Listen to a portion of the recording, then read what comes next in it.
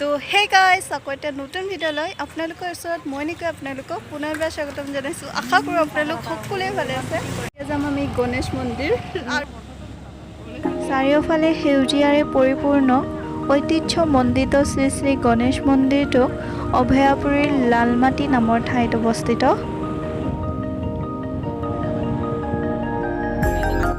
মন্দিৰৰ ভিতৰতে পূজাৰ কাৰণে যি লাগে আপোনালোকে কিনিব পাৰে। ইয়াতে দোকান আছে মন্দিৰৰ ভিতৰতে।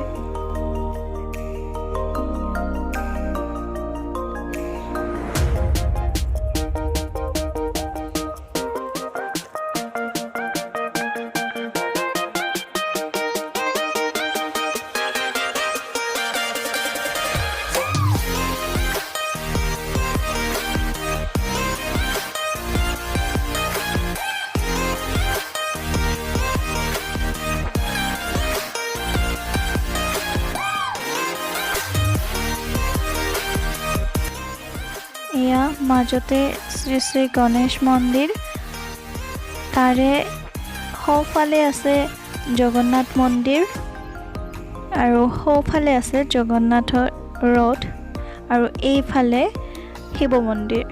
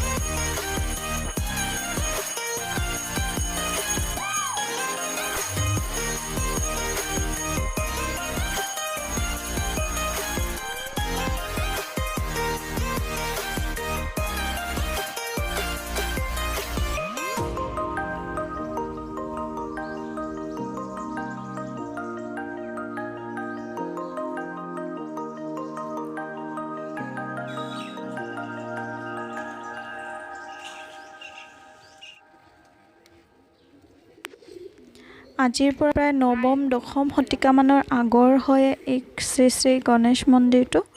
আৰু ইয়াৰে পিছফালে আছে গণেশ মন্দিৰৰ ভগ্নাৱশেষ। সেইদিনা ইমানেই ভাগ্য বেয়া আছিল যে সেইখিনি বন্ধ কৰি থৈছে, যাৰ কাৰণে দেখুৱাব নোৱাৰিলোঁ। তথাপি দুখনমান ফটো মই কালেক্ট কৰিছোঁ, সেইখিনি চাই লওক। সেইখিনি চালেই গম পাব যে আচলতে কেনেধৰণৰ। এয়া ভগ্নাৱশেষ আৰু বহুত ধৰণৰ শিলত মূৰ্তি আঁকি থোৱা আদিম যুগৰে আছে। তো ইমান সুন্দৰ পৰিৱেশ আৰু মন্দিৰটো চাওক না।